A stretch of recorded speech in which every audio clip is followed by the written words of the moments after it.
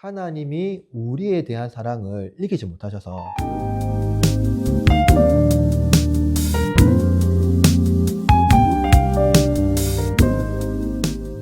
네, 여러분 반갑습니다. 오늘의 설교 이건 꼭 기억하자 오설기 또 찾아와 주셔서 너무 감사드리고요. 오늘 설교의 그 본문은 로마서 8장 1절 4절까지 말씀이었고, 네, 오늘 목사님 오늘 설교 제목이 좀 묵직했는데요. 네, 율법의 요구를 이루신 삼위 하나님이었어요. 근데 사실 이제 율법이라는 이 단어 자체가 이만 좀 들어도 좀 벌써부터 어깨가 좀 무거워지는 느낌이 들거든요. 그렇죠. 율법은 들을수록 마음이 가볍기보다는 좀 무거운 느낌이 있습니다. 마치 건강검진 결과지 봉투를 이제 여는 느낌이라고 할까요? 네네. 그런데 오늘 본문은 놀랍게도 여러분이 생각보다 나빠졌다가 아니라 이미 치료가 끝났다라는 겁니다. 네. 네, 첫 번째 주제가 사망의 몸에서 우리를 해방하신 성자 하나님인데 설교 시작이 아주 강력했거든요. 본문도 그러므로 이제 그리스도 예수 안에 있는 자에게는 결코 정죄함이 없나니 이렇게 시작을 해요. 이 말씀이 되게 단호하게 들리거든요. 네, 여기서 핵심 단어는 결코라는 이제 단어인데요. 이 말은 웬만하면 아니다 라는 것이 아니라 그 누구도 아니다 라는 겁니다. 바울은 로마서 7장에서 오라 나는 공고한 사람이다 라고 이제 절규를 했잖아요. 그 사망의 몸에서 벗어날 길이 없다고 고백한 뒤에 8장에 와서는 이렇게 말합니다. 이제는 길이 생겼다. 다르다 라는 겁니다. 그래서 그 차이를 만들어낸 게 바로 예수 그리스도 안에 있음 이건가 본데요. 그렇죠. 우리가 죄가 없어졌기 때문이 아니라 정죄를 받으신 분이 계시기 때문이라는 겁니다. 이는 로마서 8장 2절의 말씀에 있는데요.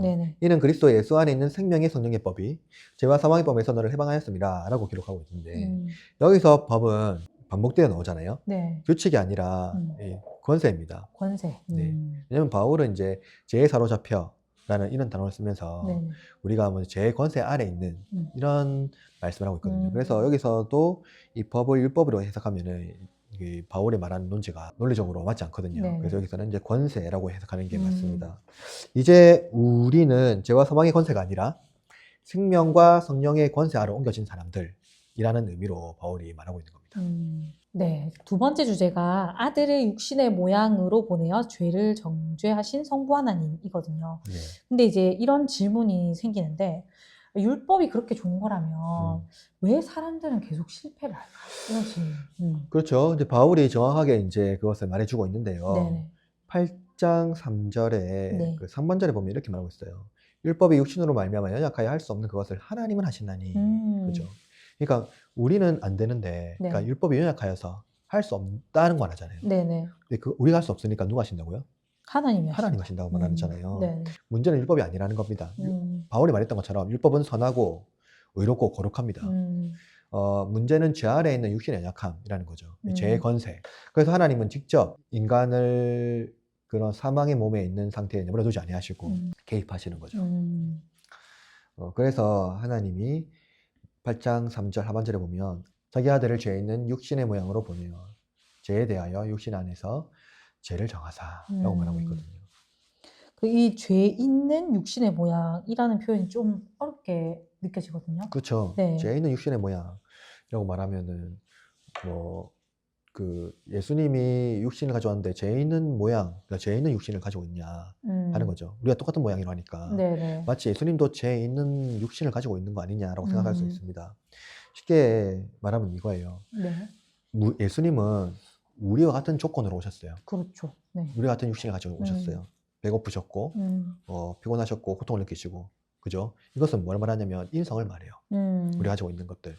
그러니까 외적으로 예수님은 모든 고통을 당합니다. 사람들이 어떤 그런 억압이라든가 이런 것들을 당해요. 그런데 예수님은 죄가 없다라는 거죠. 중요한 건 이거예요. 여러분, 전에도 설교에서도 한번 언급했는데 정말로 죄 없이 순결한 사람이 죄를 보게 되면 만나게 되면 그 충격은 우리가 생각하는 것보다 더 상상이 클 겁니다. 엄청난 파급력이 있거든요. 근데 예수님은 그것을 태어날 때부터 십자가 달릴 때까지 늘상 가졌어요. 그러니까 예수님 본다고 하더라도 그 죄를 가질 수 있는 분도 아니고 육신의 정욕을 따라서 그 욕망으로 살아갈 수 있는 분이 아니거든요. 네. 죄가 없으십니다. 그래서 이제 예수님은 죄가 없으신 상태인데 육신의 연약함은 그대로 이제 짊어지신 거죠. 그러니까 오히려 훨씬 더 가혹한 그 어떤 그 연약함을 가지게 된 겁니다. 그래서 그 몸으로 우리가 받아야 할 정죄를 다 이제 짊어지신 거죠. 그래서 하나님은 우리 대신 아들을 이제 정죄하신 겁니다. 네, 그래서 세 번째 주제가 육신에 따르지 않고 영을 따라 살게 하시는 성령 하나님이거든요. 그래서 이제 마지막 질문인데 이게 이제 그러면 우리는 예수님 다 해결하셨으니까 아무렇게나 살아도 되는 건지 이런 질문도 사실은 좀 생기거든요. 근데 바울은 그렇게 말하지 않아요. 8장 4절에 보면 육신을 따르지 않고 그 영을 따라 행하는 우리에게 율법의 요구가 이루어지게 하려 하십니다 라고 되어 있는데, 사실은 한글 성경에는 이렇게 이제 육신을 따르지 않고 그 영을 따라 행하는 우리에게라고 말하고 있는데, 이게 원래 원문에 보면 이게 뒤바뀌어 있어야 돼요. 네. 그러니까 율법의 요구를 하나님께서 이루어지게 하셨잖아요. 네. 이루어지게 한 사람은 네. 육신을 따르지 않고 그 영을 따라가는 사람들이다 하는 거죠. 여기 중요한 게 있어요.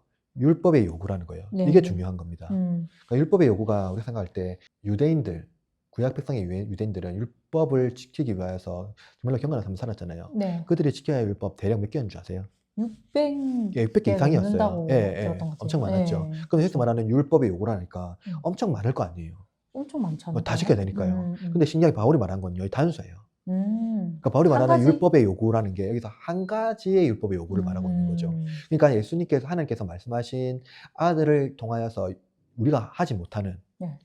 육신에 가서 하지 못하는 율법의 요구를 아들을 통하여서 행하셨다는 거죠. 그게 하나라는 겁니다. 예수님이 수많은 율법을 다 이루신 것이 아니라 아버지께서 요구하시는 율법을 하나를 지켰다는 거죠. 그게 뭡니까? 사랑이에요. 하나님은 우리가 율법을 잘 지켜서 사랑한 것이 아니라 먼저 우리를 사랑하셔서 율법의 요구를 이루신 거예요. 그러니까 하나님이 우리에 대한 사랑을 이기지 못하셔서 아들을 보내셨고요. 그래서 이제 아들을 통해서 자기가 우리에 대한 사랑을 확증하신 거예요. 그러니까 우리가 말씀하고 있는 요한복음 3장 16절 그 말씀이 이제 이거죠. 그 말씀하고 있는 거예요. 그리고 우리가 쉽게 말하고 있는 하나님은 사랑이시다라고 했을 때 그게 그냥 우리가 듣기 좋은 관용구가 아니라는 거예요. 하나님이 사랑이라고 말했을 때는 우리가 생각하는 그 사랑의 대가가 어마어마해요. 그죠? 율법의 요구를 이루었다고 했을 때 하나님은 아들을 내어주신 거였거든요. 그래서 내어주심으로 말미암아서 하나님이 우리를 사랑한다라는 그러한 어떤 선포가 아니라, 말이 아니라 이제 아들을 내어주심으로써 그 우리에 대한 사랑을 어떻게 했습니까? 이제 인을 치신 거죠. 그러니까 얼마나 우리를 사랑하는지에 대한 그 율법의 요구를 완전히 이루는 거예요. 그래서 우리가 이루지 못하는 것을 하나님은 아들을 통해서 이루셨는데, 그것이 우리에 대한 참지 못하는, 그러니까 우리가 사망의 몸에서 비참하게 죽어가는 것을 하나님은 참지 못하시고, 그러니까 우리에 대한 사랑을 이기지 못하시고, 네. 그 큰 사랑을 이제 보여주신 거죠. 그리고 이제 성령께서 우리를 육신이 아니라 영을 따라 살게 하신다는 겁니다. 이게 이제 원문에서 말하는 거죠. 이게 선제되고 그 이후에 성령께서 이제 우리를 이제 육신 따르지 않고 영에 따르는 거죠. 그 목사님 말씀을 들으니까 순서가 완전 반대되는 것 같거든요. 잘 살아서 구원받는 거 아니라 구원받았기 때문에 새로운 삶을 살 수 있다. 이런 말씀이네요. 그렇죠. 정확합니다. 그러니까 아들을 보내주심으로 하나님의 그 큰 사랑을 입은 자들만이 네. 육신을 따르지 아니하고 영을 따라 살아갈 수 있는 거예요. 근데 그 사랑을 알지 못하는 자들은 예수 그리스도 안에 있는 사람들이 아니기 때문에 그렇게 살지 못한다는 겁니다.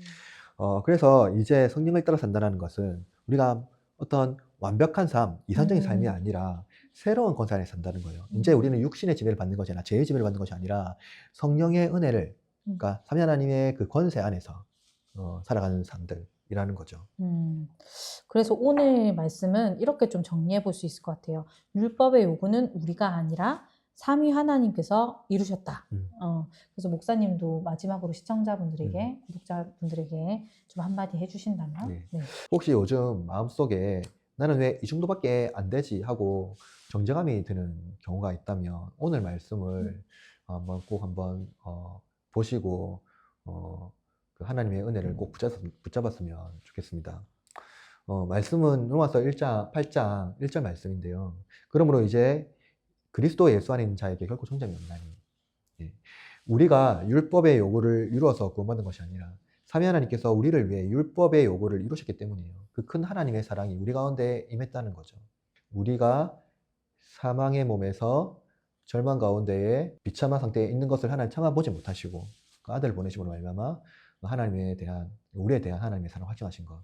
그렇기 때문에 우리에 대한 정죄가 없어진 겁니다. 네. 그렇기 때문에 이제 우리는 한 주간도 나 자신을 증명하기 위해서 애쓰기보다는 그리스도 안에서 감사로 시작하고 성령을 따라 새로운 삶을 살아가는 그 은혜를 강구하는 저와 여러분이 되기를 바라겠습니다. 아멘입니다, 목사님. 그래서 끝까지 함께 해주신 여러분께 감사드리고 다음 영상에서도 또 만나 뵙기를 원합니다. 감사합니다. 감사합니다.